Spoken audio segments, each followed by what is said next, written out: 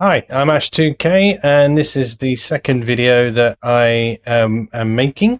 Again, another sort of sneak peek at the Deluge, which is my upcoming single from the album The Human Design, which is due to come out on the 21st of August. So didn't want to go on too long, but just wanted to look at the guitar today, and so in a bit more detail. So looking at the screen here, you can see the different tracks for the acoustic guitar, starting with a bridge mic, which is a SC4400A, and I've actually got that on Omni to actually pick up sound equally from all directions, to actually deliberately capture a bit of room. And I've done the same for the NT2A, which is also it's a Rode NT2A, which is a switchable polar pattern condenser microphone. So I've set that to Omni as well, but that's I put neck, but actually it's about where the body meets the guitar positioning. So there's one sort of here and one sort of there as a sort of stereo spaced pair, and I've sort of balanced them out, and it's about, I would say, a foot away to sort of get a nice direct sound without it being too boomy or too much string noise, but also to capture a little bit of the room. So obviously you move things further away, you allow more room sound in, more closer, and it's more direct, the sound, so less of the room sound.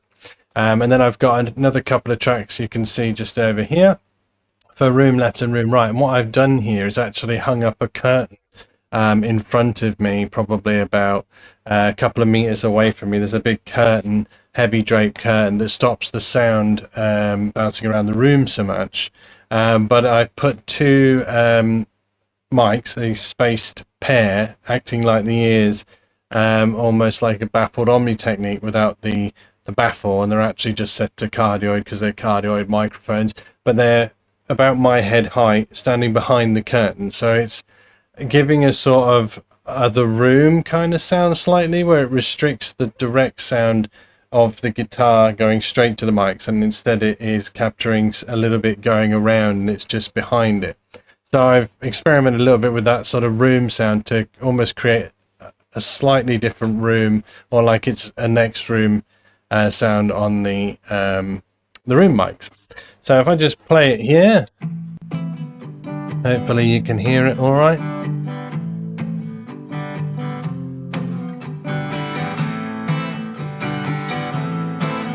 And now what I'm going to do, I'm just going to unsolo most of them, so you can hear just the SC4400A on the bridge, which is actually on the right. And I've got it panned to the left, so it's as if you're standing in front of yourself, the guitarist, listening, rather than it being from the guitarist's perspective. And then the NT2A Rode on its own, so that's on the right, again from the audience perspective. Two together. I've got the DI in there just for a direct sound, but it's quite low in the mix, helps with mono, but also just I like the idea of blends, that you're treating them all as individual signals, but you blend them into a sound that sounds really good. So hopefully once you're happy in the initial stages of the recording, you don't have to adjust them very much because you like that initial sound. Okay, then we've got the two room mics, so I'm solo them, and so it's that slightly muffled distant sound. I don't know if you can hear it very well, hopefully you can. And then all together giving you a quite clear, direct acoustic guitar sound, but with a noticeable environment on it. So let's look at the processing. So I've got an EQ on here. This is a dynamic EQ, as you can see up here, the F6 RTA. So it gives me the the real-time analysis of the frequency spectrum and what's actually going on, which is great visually because I can see there's a lot of this bit here around the bottom end and the mud potentially area of the guitar. A little bit spiking out there every now and then. So it's a roll off here, you know, of the high, about 8,000 hertz at a 6 decibel roll off, just to control the high end frequency. And I'm doing a similar thing on the low end, but I've actually gone up to 127 hertz. This is a lot of the low end rumble down here. You hear it without it. It's warmer. And if it was just the acoustic guitar on its own, that might be alright, but because we're dealing with a full mix, that low end will end up competing with the bass, the kick drum, and various other things that's going on. So hence why we end up cutting a significant amount out. Now all of this should be subject to your own ears. You know, the visual thing helps to see and to isolate which frequencies you're looking for. And I do tend to cut more than I boost, because our ears are more susceptible to boost than cut. So if it's cut, yeah, people are less likely to notice, but if it's boosted, it's usually obvious to anybody. That better to, you know, if something sounds too boomy, take away some of the low end, and actually the high end will become more pronounced, rather than just boost the high end. Another little tip: if you are constantly doing too much EQ and you do a big chunk of cut from the top and then a big chunk of cut from the bottom, you're actually just evening it out again to pretty much where it was in the first place.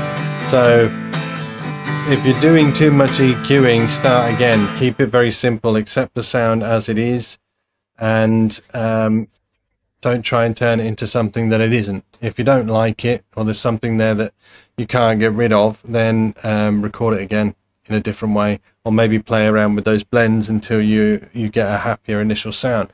Obviously there's a multitude of ways that you could process something to get a sound. Sometimes less is more. A lot of the time, most of the time, less is more. Anyway, I realize I'm going on a bit, so let's just go back here again. There's a second EQ here, which is just a linear 4-band EQ. Rather than the dynamic thing. Don't know if you know about dynamic EQ, just when it goes over a threshold, it cuts it by however much you set. So it keeps a more natural sound, whereas this is just on everything all the time, cut. So that's more real-time shaping on the dynamic and relative to what's being played, and this is just all the time on there. So just again a 4-band EQ here. Not doing very much. Most there about 6 dB cut. Obviously felt it was quite prominent there. Next we have a compressor. This is just catching the peaks. Quite a fast attack and a fast release. Not much going on there. It's just catching the initial peaks here, and I've got the mix turned up all the way there. Okay, and then this is the second one, which is actually balancing out the overall dynamics. Doing a bit more work than you see there, but sort of going up to around 3 on average, maximum of about 6 dB at the heavier points. Again, I'm going on too much. Then I put a limiter on it, just a limit by a very small amount, no more than 3 dBs really of gain reduction. And I put oversampling on as well for fun. Why not? Computer can handle it. Nothing else on there. There's nothing much on the channels. I don't know if I've done a bit of EQ on here. No, I haven't. Sometimes I do individually. If one mic has something that's standing out, then you can obviously, in Sonar, which I'm using, use the Pro channel here to just put EQ on a very specific channel. There's also other various things programmed in here. Moving to the bus, because I group all of these channels into a bus channel to treat it as one thing. So if we bring up the mixer and we look at guitar here, so that was what we were looking at, excuse me, before on the inspector. So this is the bus here, guitar, and then I also have a guitar master, and that's because I also have an overdrive guitar, or an overdubbed guitar, sorry. So if I take the solo off here and just solo the guitar here, that's what all those tracks are going to. Play that. Here the same thing. That goes to a guitar master because we also have this overdub here. So the overdub is about to come in. So it's just I think that's just a DI. Very simple 1-track overdub guitar, processed slightly differently with EQ and compression on its channel.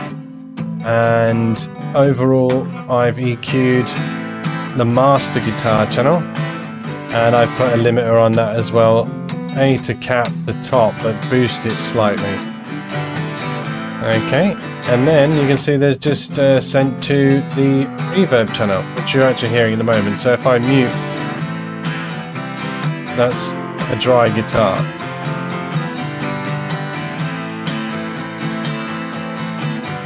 And then with the reverb. So I tried to be subtle with things as much as possible, and that is in the context of the mix.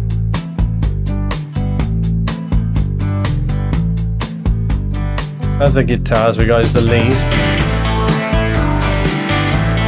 which I released as a little teaser as a video.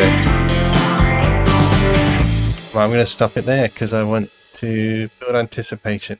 So that's it for today on looking into the acoustic guitars and what is going on there. I hope you've liked my video. Please comment, ask questions, like, subscribe for more. Thank you very much.